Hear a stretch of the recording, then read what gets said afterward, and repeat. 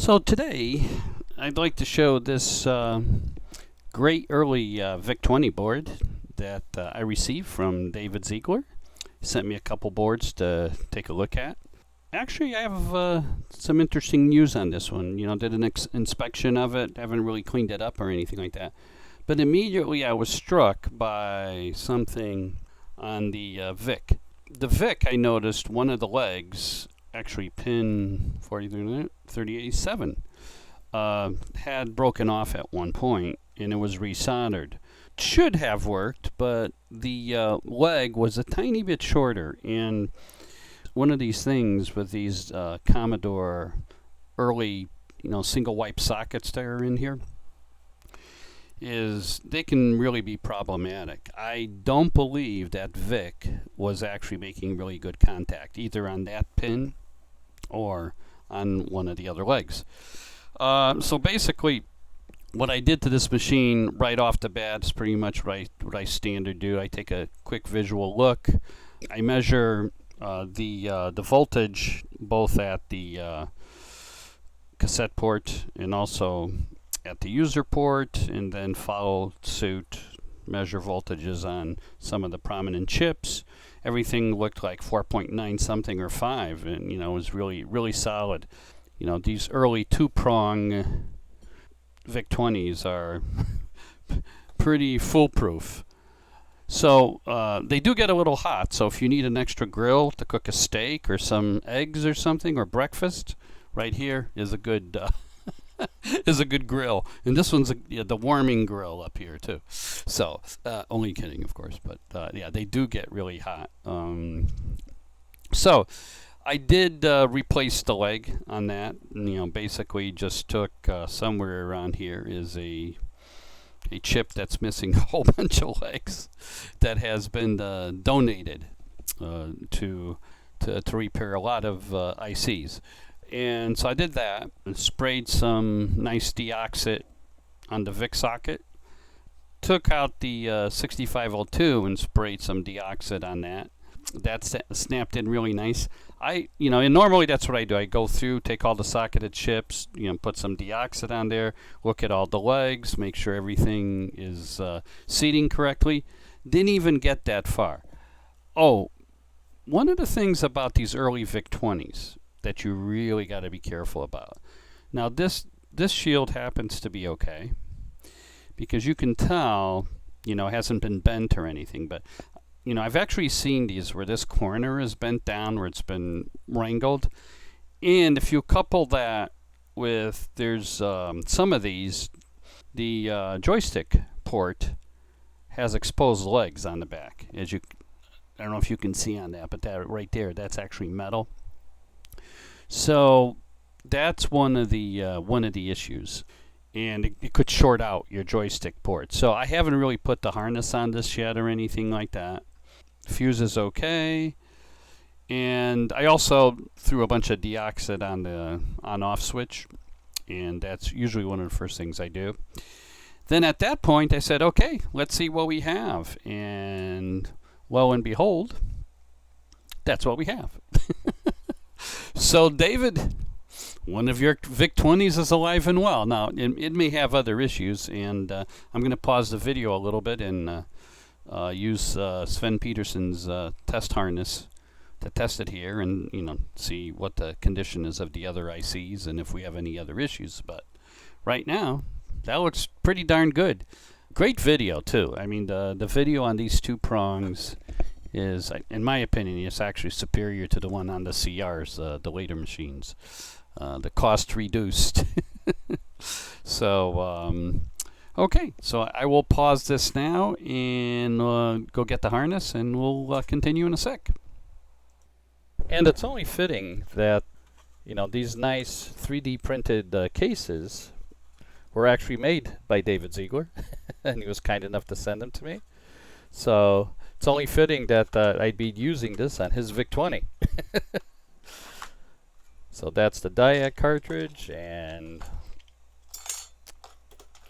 I'll try the user port here.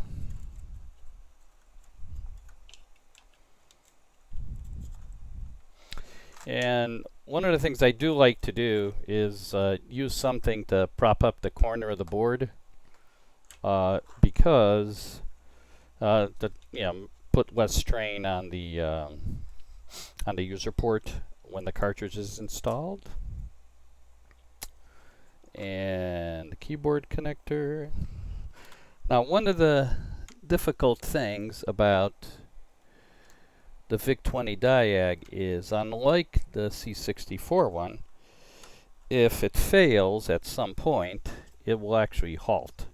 And you cannot tell, you can only tell what the first failure is, and because it will not continue the rest of the test, unfortunately. Someone much smarter than me will have to reverse engineer that diag and change it so it doesn't do that. That would be great. You know, that's one of the advantages of the 64 diags is that they will continue, and so you will know if there's multiple failures on the system, which sometimes is helpful because if you can tell the two things that are wrong, you know, it might be it might help you decipher what's actually wrong if you see two different errors. Anyway, okay, so I think we have everything hooked up here, I hope. So we're going to find out, and let's see where we are.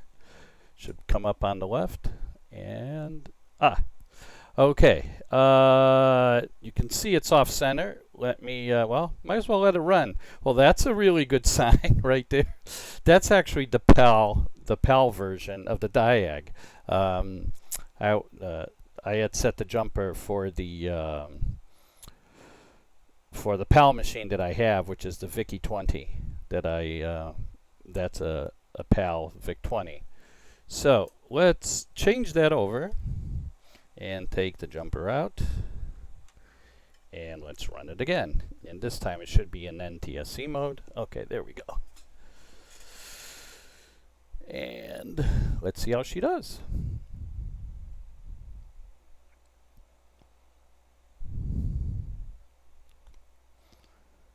So the NTSC mode test is a little different than the PAL one, and I've mentioned in videos before, it takes a little bit longer to run.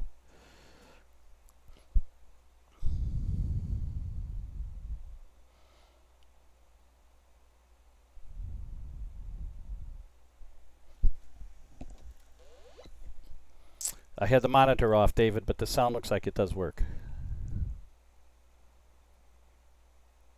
We'll let it run one more test here.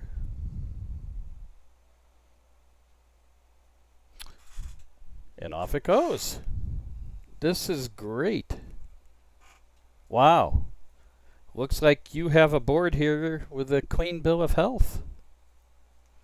I do notice right here, this capacitor, the legs look a little bit slightly corroded, so I'm going to investigate that, and I'll have to see if I have any of those to change it if it needs to be changed.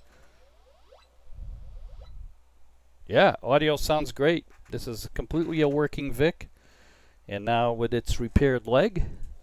And here is the donor, so we can thank what is this guy? Oh, a 22703, a 65, I think it's 64 kernel. We can thank this nice 64 kernel, which has given up many legs for the benefit of other machines, other chips. So that's good. Yes, success, very good. Okay, so David, number one will be on its way back to you soon. And throw it in a case, and you got yourself a nice Vic-20.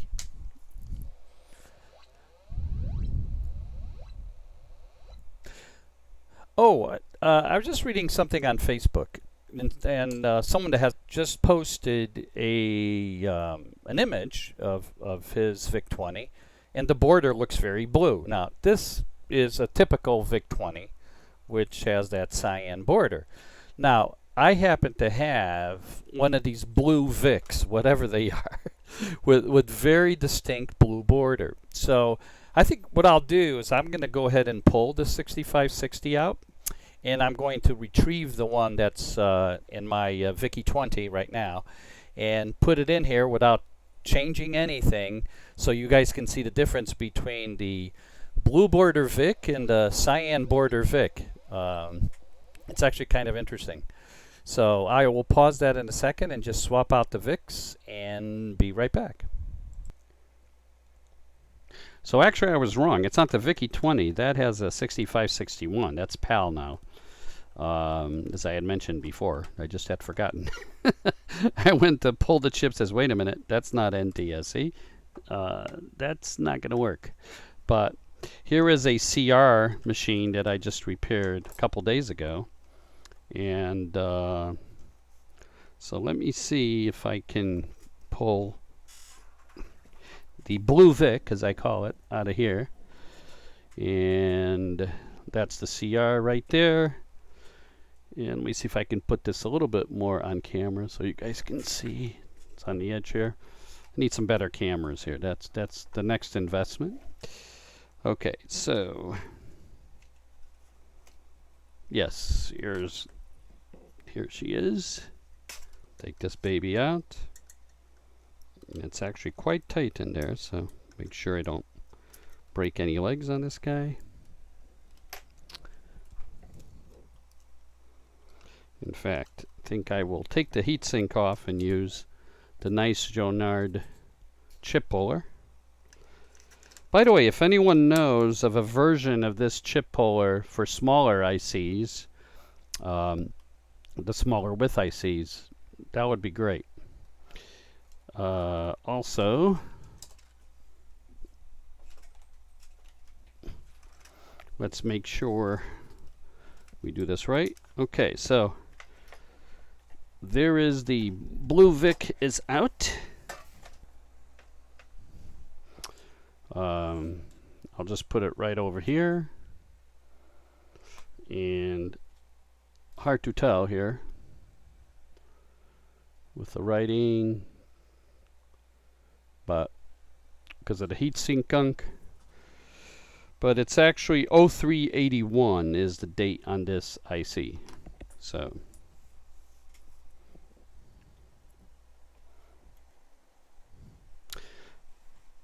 okay. So let's carefully pull out this 6560 here. This is the one with a broken leg, so I'm gonna try to be extra ginger with it. Ah, looks okay. So there's the repaired leg right there on the outside. And now I have not made any adjustments at all, or did not touch the trimmers or any of that kind of stuff. This is purely one 6560 out, another one in. So watch, it'll be cyan and and prove me wrong. So here we go. I'll power it up, and there she is. So that's clearly blue. So that's why. So that is the blue Vic, which I think is the same type of IC that the gentleman on the Facebook group has. I think it's kind of interesting. It's a beautiful blue.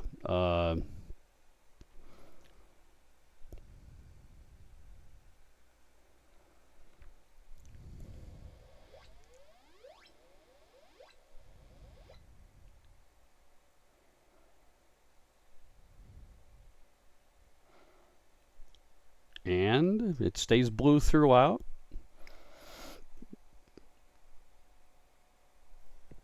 And there it is. So now I'll go ahead and pull that out so you guys can see that live. Nothing up my sleeve except for the ESR bracelet.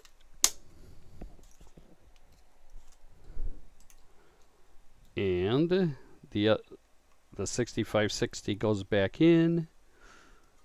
Watching that leg there. Here we go. And here we go. And we're back to cyan. So that's kind of the remarkable thing. of the two borders, and even a little bit of the text color, and certainly the red at the bottom. It's closer to real red in the cyan border version of the Vic. It's a little darker, kind of a burgundy-ish red on the blue Vic.